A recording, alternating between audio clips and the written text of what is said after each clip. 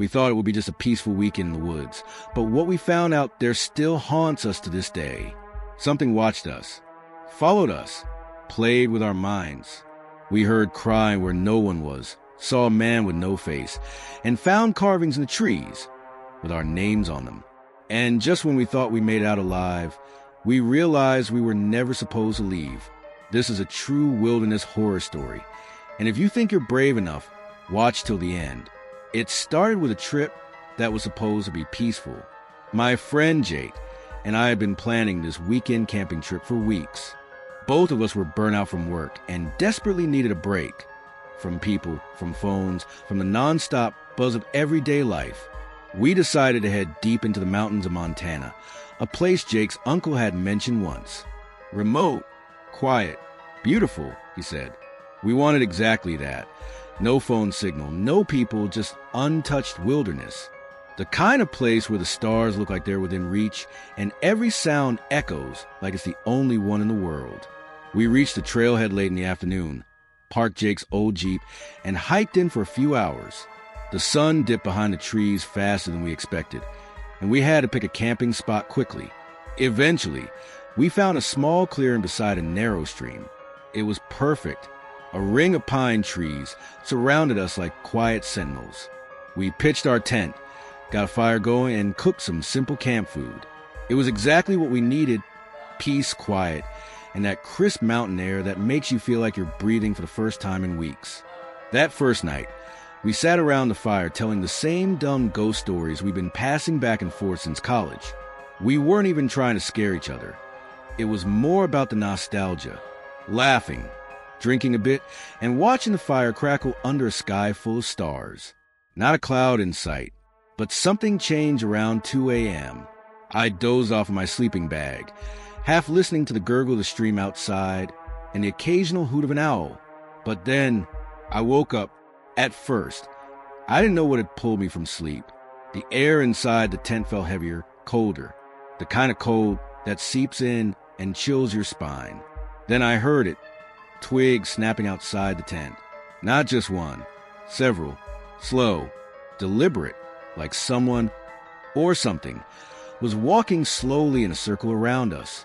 My first thought was that it was an animal, maybe a deer or even a bear, but the footsteps were too controlled, too steady, and they didn't wander or sniff or hesitate.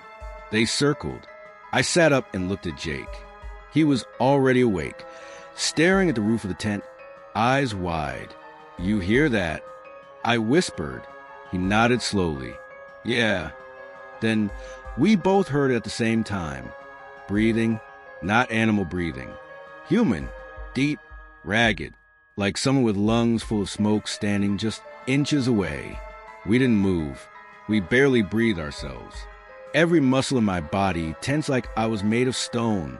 There were no flashlights in hand, no weapon, except maybe a pocket knife buried in Jake's backpack. We were exposed, vulnerable, and whatever was out there, it knew. The footsteps stopped, and then nothing, just silence. The kind of silence that doesn't feel empty but expectant, like the trees were holding their breath. I wanted to unzip the tent and look, but every instinct told me not to. After what felt like hours, though it was probably just minutes, we slowly began to relax. Not because we felt safe, but because nothing happened. No growl, no voice, no sound of footsteps walking away. Just gone. We didn't sleep after that. We lay there, eyes open, listening to every creak of the forest. And somehow we made it to dawn. As the first rays of sunlight filtered through the trees, we cautiously stepped out of the tent. The campfire had burned out completely. Everything looked untouched. Until Jake froze and pointed to the ground. Boot prints, large ones, much larger than either of ours. They circled the tent, exactly how we heard them, and they stopped right at the entrance. But here's the worst part. They weren't fresh. They were dry, which means they were made hours before the ground froze over. Maybe even before we heard the footsteps. We looked at each other, speechless. Someone or something had been watching us long before we woke up, and we were never supposed to know. The second night, We moved deeper into the woods, trying to put distance between us and whatever that was. After the footprints and the terrifying breathing we heard circling our tent the night before, Jake and I didn't waste time packing up. We figured maybe someone was playing a prank. Or worse, maybe someone unhinged was lurking out there. We wanted to believe we were overreacting, that maybe the forest had just gotten to our heads. Still, we chose not to go back the way we came. Instead, we hiked deeper into the woods, hoping to find a new spot far from anyone or anything. By midday, we found another clearing. This one was much tighter, surrounded by dense trees with thick canopies that blocked most of the sunlight. It felt more enclosed, almost too quiet. But we were exhausted. We set up the tent, gathered some firewood, and cooked another simple meal by the fire. Jake was quieter than usual. I was trying not to show it, but my nerves were frayed too. The farther we got from civilization, the more wrong everything felt. The forest felt alive, but not in a peaceful, nature-loving kind of way. More like it was watching us. After dinner, before the last light vanished, I told Jake I'd grab a few more pieces of firewood. I walked about 30 feet into the trees, following the same path we'd already used earlier. Everything looked the same. Just trees, rocks, moss. The silence was thick. My boots crunched lightly on the underbrush as I scanned for dry branches. And that's when I saw him. A man. He was standing completely still between two tall trees, maybe 100 feet ahead. At first, I thought it might be a ranger or another hiker. But something was off. He was tall, thin, and dressed entirely in black, from head to toe.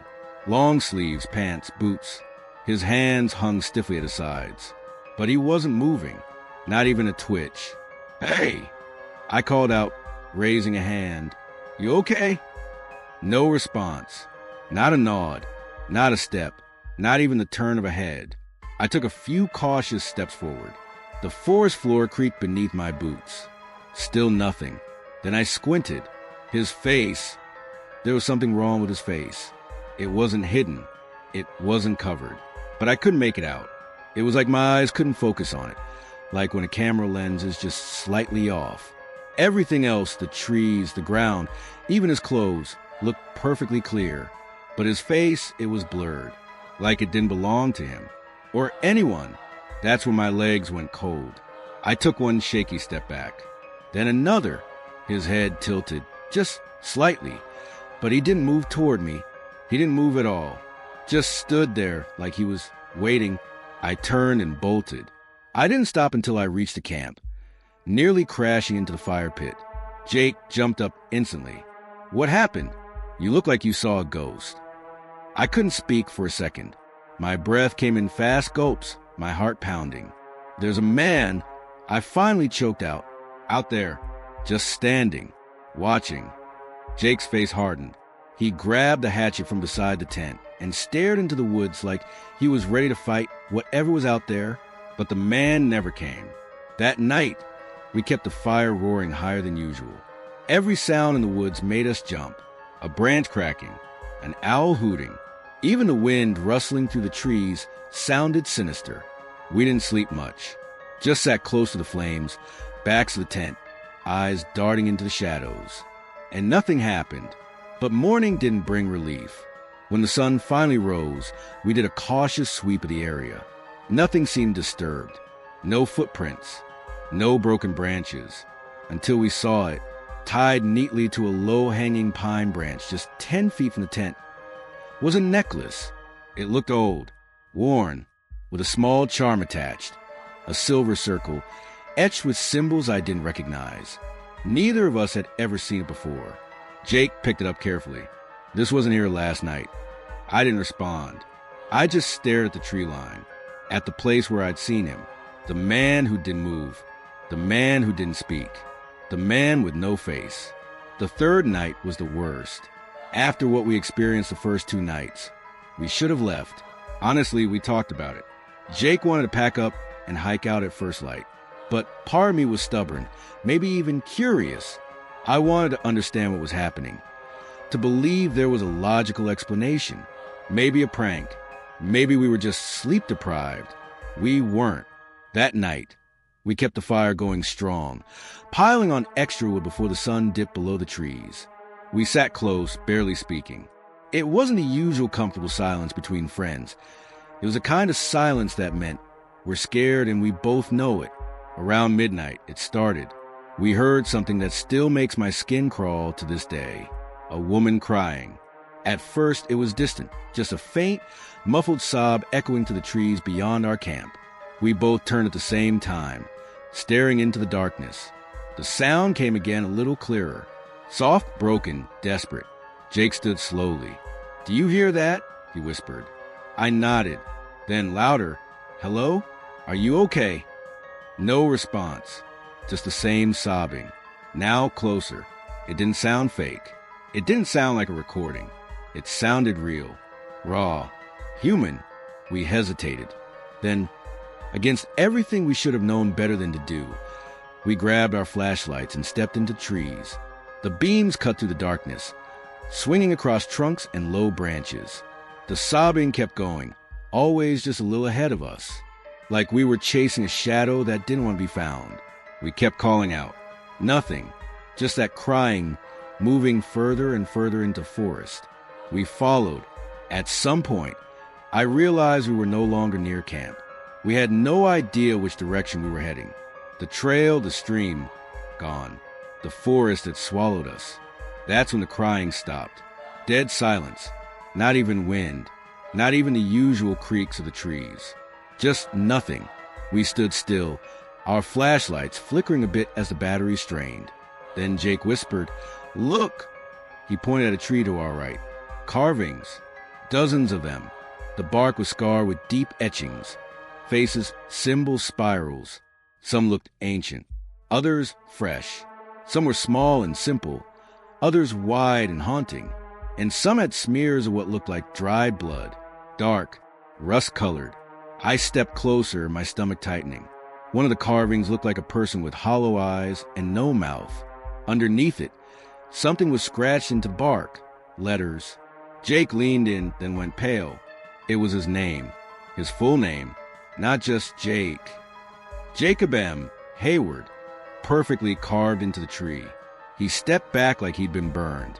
"We need to go," he muttered. I didn't argue. We turned to retrace our steps, but nothing looked familiar. Every direction looked the same. Just wall after wall of dark trees. And that's when we saw them. More carvings. More names. Faces with no eyes. Faces with no skin. Symbols we couldn't understand. Each tree seemed worse than the last. And then, just for a second, I thought I saw someone move behind one of them. A tall figure. No sound. Just watching. We ran. No direction. Just away. Branches toward our arms and faces. Jake tripped twice. I almost dropped the flashlight. But somehow, we burst back into the clearing. Our camp was right in front of us. But it wasn't how we left it. The fire was out. Completely cold. Like it hadn't been burning at all that night. And the tent? Wide open. The flap was unzipped, swaying slightly in the still air. Jake raised his hatchet, and I pulled the flashlight from my belt with trembling hands. We crept closer. No sound. I grabbed the edge of the tent flap and slowly pulled it back. Nothing. No one inside. But our sleeping bags had been moved, spread out like someone had been laying in them. Jake stepped in and froze. He bent down and picked something up from the sleeping bag. A small charm. It matched the necklace from the night before, except this one had my name etched on the back. We didn't sleep that night. After the crying in the woods, after the carvings in the trees, after finding Jake's name etched into the bark and a char with mine waiting inside our tent, our decision was made. We were done. No more convincing ourselves it was all a coincidence or a prank. Something was wrong out there, and we were playing with something that didn't want to be understood. So we sat up, backs to the tent, staring into the dark until the sky finally began to lighten. Every crack of a branch made us jump. Every breeze through the trees sounded like a whisper. The moment the sun hit the tops of the pines, we packed. No breakfast, no fire. We shoved everything into our bags, zipped up the tent without even folding it, and left. We had marked our route in and out with ribbons tied to branches and scratches on tree trunks. But now, everything looked different. The ribbons were gone. The marks gone. The trees themselves looked unfamiliar. Taller. Denser. The path we thought we'd memorized had changed. What was once a gentle slope now seemed like a tangled mess of brambles and fallen trees that hadn't been there yesterday. It felt like the forest had shifted overnight. Even the air was different. Heavy. Still, like we were walking through water instead of air, but we kept moving, sweating, panicking, and constantly checking over our shoulders. Neither of us said a word. Not because we didn't have things to say, but because we were too afraid to hear our own voices. 2 miles in, we finally saw something up ahead, a clearing. Relief washed over us. Maybe we had made it back to the trailhead, but as we stepped into the opening, that relief curdled in our stomachs. It was our campsite. Our tent, fully set up, firewood stacked neatly beside it. The same exact spot we left behind hours earlier. Jake froze. "No," he whispered. "No, no, no." We had walked in one direction. Straight. For hours. There was no way this could be the same place. But it was. Identical. The same small rock by the fire pit. The same broken branch we tied our food bag to. Even the footprints in the dirt. Our footprints still surrounded the tent. Jake looked at me, his face pale and sweaty, and he said just one word. "Leave." And this time, I didn't hesitate. We didn't stop to check anything. We didn't look for answers. We didn't even try to understand. We just ran. Not followed a trail. Not walked. Ran. Through brush, through thorns, jumping over fallen logs, not caring which direction we went anymore. Our only goal was to move, to escape. I didn't know how long we'd been running. Time felt unreal in that place. The forest never seemed to thin out. But eventually, after what felt like hours, we burst through a patch of dense trees and stumbled onto a dirt road. We both collapsed. Jake was shaking. My lungs burned. But it was the first moment we'd felt real air, safe air, in days. And then we heard an engine, a ranger's truck. I've never flagged someone down so desperately in my life. The ranger stopped and jumped out, asking if we were okay. We tried to explain, rushed, breathless, barely able to get words out. But when we mentioned where we camped, something in his face changed. "You boys camped out there?" he asked slowly, like he didn't believe us.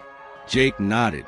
"Yeah, out past Pine Creek, about 5 miles in, past the stream." The ranger stared at us for a long moment. Then he said, "That land hasn't been open for years, not since the disappearances." My stomach turned to stone. "What disappearances?" I asked. He didn't answer right away. "3 hikers," he finally said. 2 brothers and their friend. Vanished without a trace 5 years ago. We searched the entire area. Found their gear, their camp, but no people. Just carvings in the trees and some other things we don't talk about. Since then, no one's allowed out there. Too dangerous. Jake and I didn't say anything. We didn't need to. We knew exactly what he meant by other things. The ranger looked at us again, then quietly said, "You're lucky you made it out." But somehow, it didn't feel like we had. Back home, we both changed. There's this idea that once you're back in civilization, hot showers, familiar streets, cell service, everything returns to normal. It doesn't. Jake and I returned physically, yeah, but mentally, emotionally, spiritually, we left pieces of ourselves in that forest. The first few days back were surreal. I couldn't sleep without the lights on. Every creak in my apartment made my skin crawl. I'd wake up sweating, convinced I heard crying outside my window or breathing at the foot of my bed. I even started keeping a flashlight next to me, just in case. Jake took it worse. He shut down almost completely, deleted all his social media, blocked unknown numbers. He even moved out of his shared apartment and started living with his cousin, someone he trusted completely. He stopped going out altogether. No more hiking, no more parties, not even walks around the block. He barely responded to texts. The only thing he ever sent me was a short message 2 weeks after we got back. "We're not crazy. We both saw it. That was it. No punctuation. No follow-up. We made a pact. Never talk about it again. Never go back. Not even in conversation. We figured if we ignored it long enough, some places aren't meant to be explored. And sometimes, when you walk into the woods, something follows you back. If you enjoyed this story and want more true, bone-chilling horror from the darkest corners of the world, don't forget to like the video, subscribe, and hit that bell icon. You never know what's waiting in the next one. Sleep tight.